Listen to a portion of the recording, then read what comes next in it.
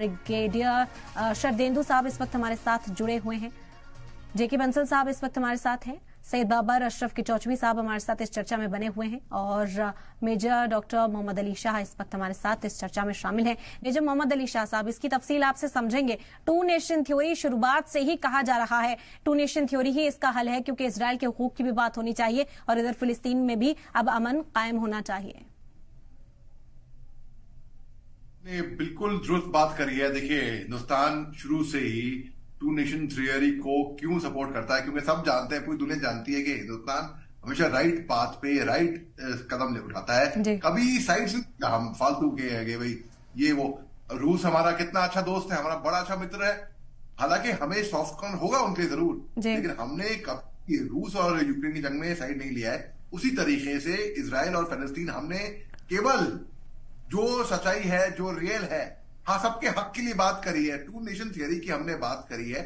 तो जैसे कि साहब ने बिल्कुल सही फरमाया कि अगर टू नेशन थियरी सामने आती है तो ही हल निकल पाएगा इसका, नहीं तो फिर वही 100 साल से जो कहानी चलती आ रही है, चाहे 1917 हो, चाहे 1947-49 हो, चाहे 1967 हो, चाहे 2000 में जब यासिर अराफत ने भी पेलो चीफ ने बात करने की कोशिश की इजराइल से, बहुत लोग, बहुत देश सामने आए पहल करने के लिए, तो वही बात कहानी बढ़ती रहेगी। और अगर सीज फायर भी होता है किसी वजह से, तो कब तक चलेगा वो सीज फायर?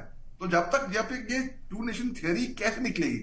जब तक आमने सामने बैठ के टेबल पर दोनों तैयार ना हो और साथ में एक कोई पहल करने के लिए, अगर चीन ईरान की और सऊदी अरेबिया की दोस्ती करा सकता है इतनी गंभीर दुश्मनी के बाद, तो मैं समझता हूं कि भाई क्यों नहीं यहां पे हल हो सकता है, क्यों नहीं यहां पे हल निकाला जा सकता है।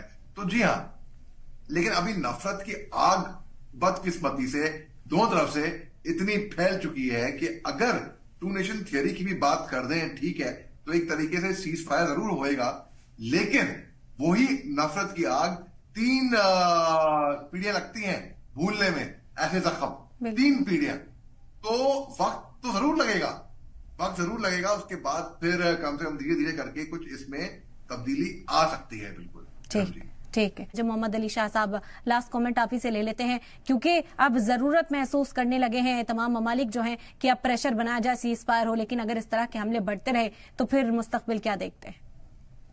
देखिए, मैं ईमानदारी की बात है, अभी देख नहीं रहा हूं कि ये जंग अभी रुकने वाली है। हालांकि मैं आशावादी हूं, मैं पॉजिटिव सोचता हूं और मैं ऑप्टिमिस्ट हूं, लेकिन मैं रियलिस्टिक भी हूं। तो क्योंकि इजराइल ने साफ बोल दिया है कि वो तब तक नहीं रुकेगा जब तक हमस का खात्मा ना हो जाए। और हमस में आप देखिए, आप गिरेंगे 40,000 से ज्यादा लड़ाके हैं, और वो अगर हमस का खात्मा करने आएंगे तो फिर यानी कि, और होना चाहिए वैसे, हमस ने जो दरिंदी, जो वैश्विकी, जो रूह कप्पा देने वाली हरकत करी है 7 अक्टूबर को, कोई मतलब हर कोई नफरत ही करेगा हमस से, वो कोई जस्टिफिकेशन नहीं है उसका, उस हरकत का। तो अगर वो उनके पीछे जाते हैं तो देखिए, उनकी रेशियो 1:2, 3, 4, आप कितने मासूम इसमें बेगुनाह मारे जाएंगे इसके अंदर, और बहुत लंबा वक्त लगेगा। और उनके चीफ ऑफ आर्मी स्टाफ ने भी ये बयान दिया है कि ये महीनों चलेगी अभी, और ये अभी नहीं रुकने वाली है। अब दबाव कितने ज्यादा इंटरनेशनल कम्युनिटी से, बहुत लोग हैं जो सपोर्ट इजराइल, सपोर्ट फिलिस्तीन कर रहे हैं। ये क्रिकेट मैच तो है नहीं, यहाँ पे इंसानियत का खात्मा हो रहा है। हमको देखना चाहिए कि कैसे इंसानियत को बचाया जाए। अब विक्टिम जहां पे भी होगा, मैं कहूंगा 7 अक्टूबर को इजराइल विक्टिम था, अब मैं बोलूंगा इजराइल ऑपरेसर है। बिल्कुल और जो आम आवाम फिलिस्तीन की है वो मुतासिर है, वो विक्टिम यहाँ पर नजर आती है। इसी वजह से प्रेशर अब ये बनाया जाना चाहिए कि जंग का खात्मा। बहुत शुक्रिया आप लोगों का।